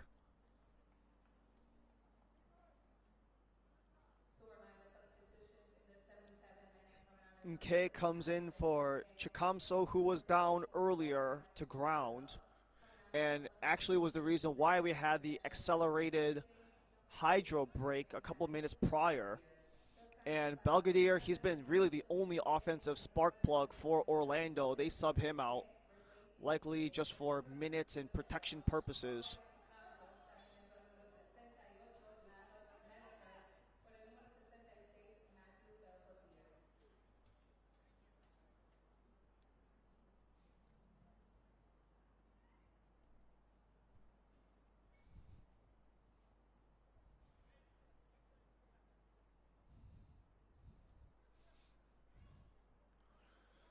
For both Melliker and NK, this is their first appearances in the season for Orlando City B.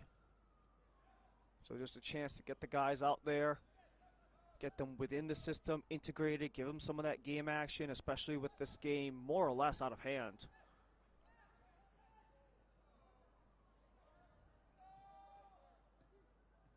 NK does have 1 match under his belt, as does Melliker. It's only 2 games so far.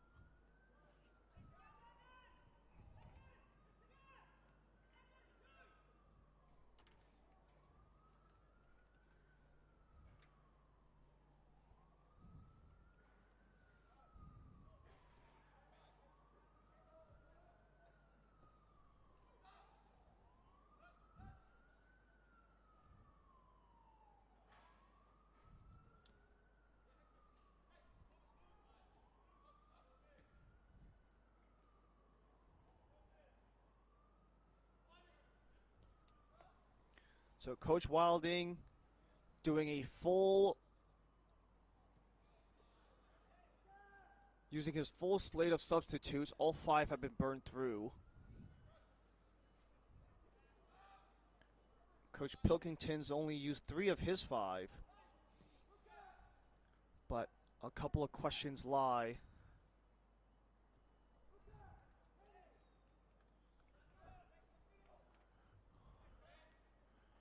You have to wonder what kind of momentum this could generate, especially with a top 4 opponent on the road coming up. Here's Seymour Reed on a break and a nice save by Himes.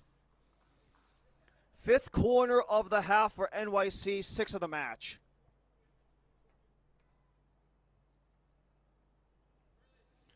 This was the ball that New York City had been looking for pretty much all game long, trying to slide it for Seymour Reed through the defense, get him in the run behind, especially because he can be so speedy. The promise of the former Jamaican U17 international. It will generate another corner with about a dozen minutes to go. Served in, deflected, sent up, not out yet. Settled down by Flax. Gets it back. 10 minutes left plus stoppage. Carrizo on a brace. Outside he aims for Kerr.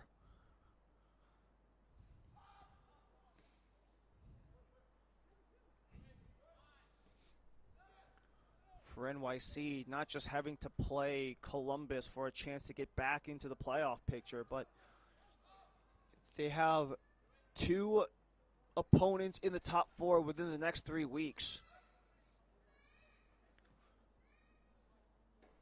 In Columbus before they host Cincinnati, who are second to last in the Eastern Conference, so potentially a chance to gain some ground in the playoff line there before they host the top 3 seed in New England, who are 4 points away from number 1. And they're in pursuit of that top overall seed, the same way that New York were 4 points back of number 8 going into today. And especially for teams like Columbus and New England, not just the right to host, but at least across the last several years of MLS Next Pro, if the trend continues, the pick your opponent plays its role as well. Although coaches have said before they're okay taking whoever, you want that first choice, your pick of the Final 4. Or you could be left in 4th place and just being left with whoever's available. And we have not seen it go to chalk every single year either. There have been some very interesting pick your opponent decisions made by the staffs. So no matter who comes out on top, 2nd, 3rd, 4th, so on, it does have that extra added element to it. Could Orlando potentially recover from this in Chicago or in Atlanta, who are both fighting for their playoff lives as well? Slip through, Reed, Himes doesn't commit. Seymour Reed will, but he's outside the frame there.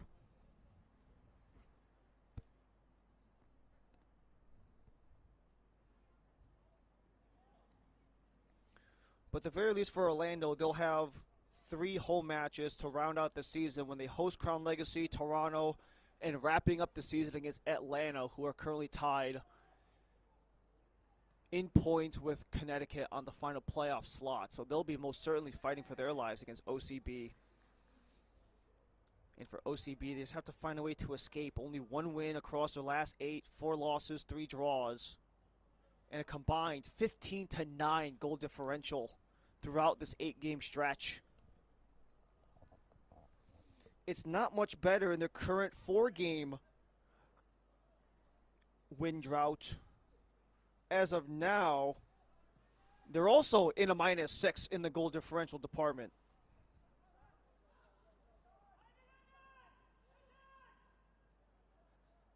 Flax allows the rest of the group to catch up. He's got Carrizo alongside him. He goes back, but it's a throw-in for New York.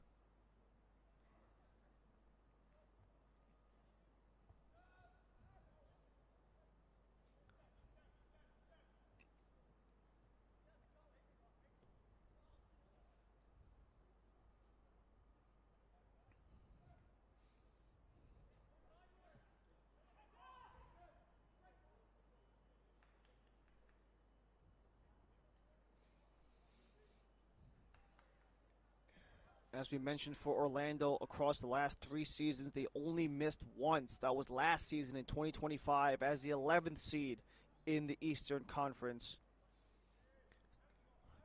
After making the playoffs in both 2023 and 2024, they still only have that 1 point worth of cushion in the current Eastern Conference table, even after the results, at least of this match, are assumed. As for New York, they're 1 point back, but they're tied in the 9-10 with Chicago.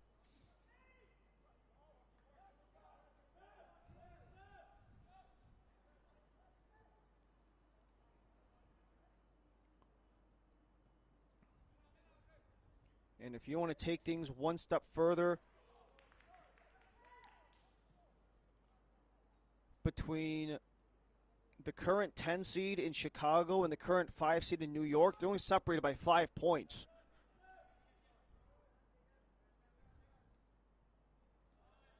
And unfortunately for all those teams, you're going to have 4 teams in, 2 of them out.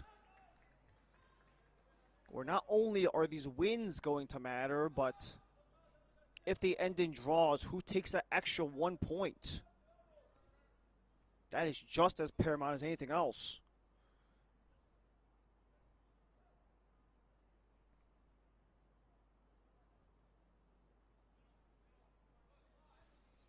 For New York, they're aiming for that first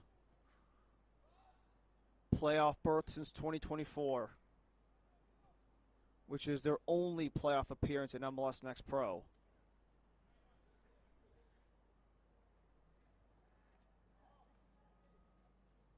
And even then, New York City, they weren't necessarily amongst the league's elite. They were a 6th seed in the East.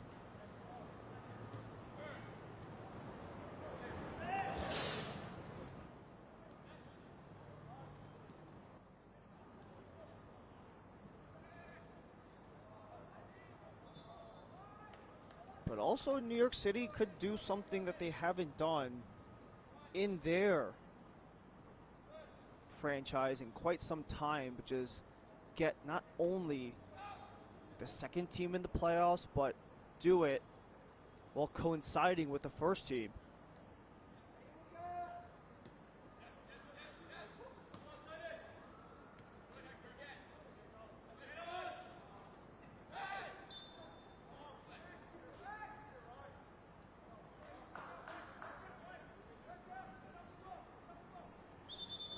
In that 2024 campaign, as we mentioned, not only did New York City's second team make the playoffs, their first team did as well.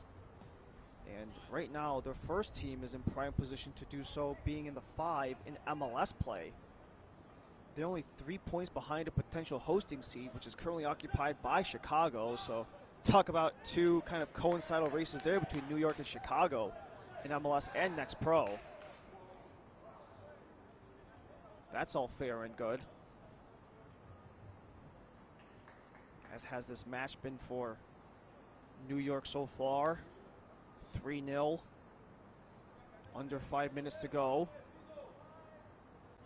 Maximo Carrizo has pretty much been the focal point this entire way through.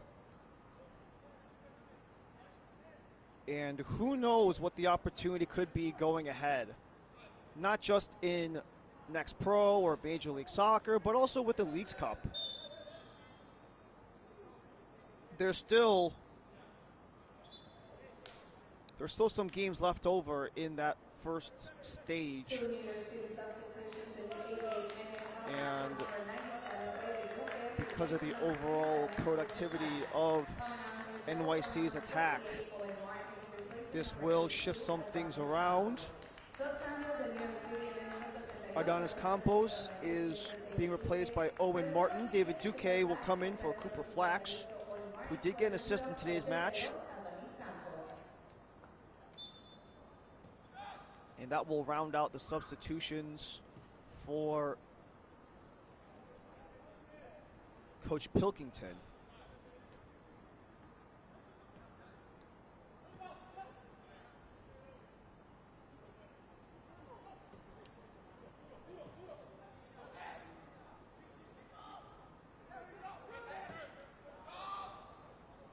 Leading the way, here comes Carrizo. He was outside.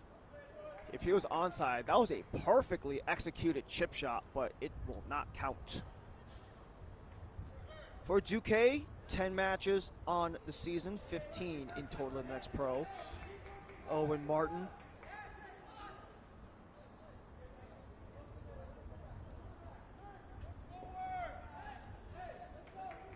He comes in the final minute, the ex-Kentucky Wildcats.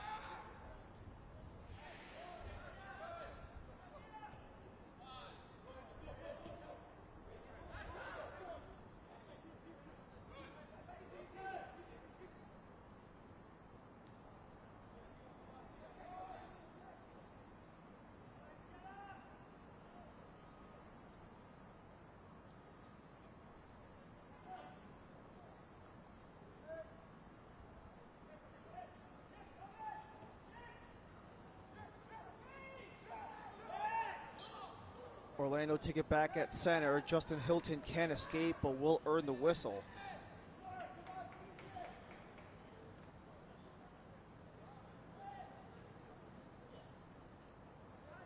The fourth official on the sideline has indicated there will be 3 extra minutes are on the board. El cuarto árbitro indicado que which pretty much just accounts for the hydro break. And this will be Orlando's first corner of the second half. They've got 2 all game.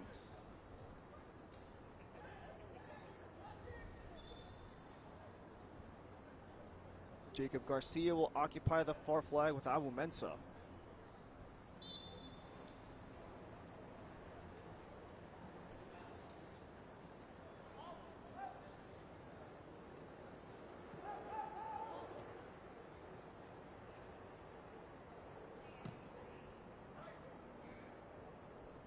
This one's crossed and headed towards the hands of Mac Learned. Who knows what type of opportunities could happen for not the teams themselves, but the individuals within them. Maybe some standout performances could give any of the players on either squad opportunities to come in for the Leagues Cup, especially with the expanded benches. New York, they host Necaxa on Thursday. For Orlando, they play against Atletico de San Luis. And for New York, at least, they know they've had a dominant offensive performance from today's match. 17 shots, 4 of them are on target. But of the 4 on target, 3 have beaten Tristan Himes. They'll have a free kick on the way as well.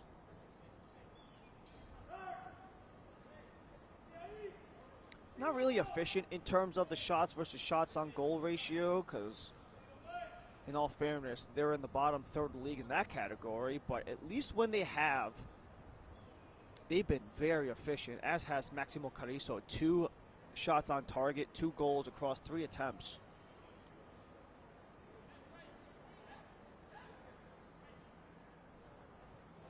And at the very least, this makes the playoff race much more interesting.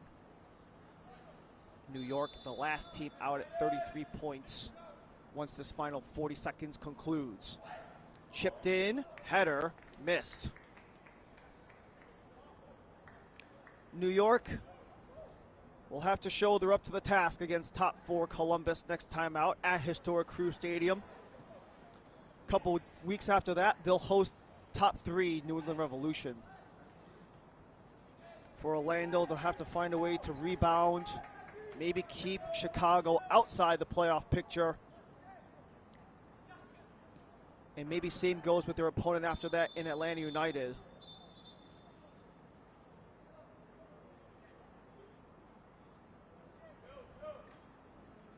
All that stoppage to give a yellow card to Nick Lacheris. We are through 3 minutes, and that will do it for this match. The matinee in Manhattan goes the way of the Pigeons. New York City FC take the full 3 to get 3 of their own. 3-0 the final to stay 1 point outside of the playoff race. Carried largely on the back of Maximo Carrizo, who is our man of the match, presented by Adidas. And when you just have the offensive powerhouse that he was, only his 6th start this season with NYC, but he was all over the field, getting in the faces of the Orlando defense. The turnover by Himes allowed Carrizo to get the easy tap in, and Carrizo just generating the attack once again. As New York City, as a team, they do a great job cycling around. But after the first try was blocked, the second one got tapped home by Carrizo, and that pretty much signed, sealed, and delivered the full 3 points to NYCFC. Don't forget to watch MLS Next Pro all season long at MLSNextPro.com and OneFootball. NYCFC, they take the full 3 with 3 of their own, shutting out Orlando City in the process. For our entire MLS Next Pro broadcast crew, I'm Ryan Lee. Thank you for joining us. Have a great rest of your night.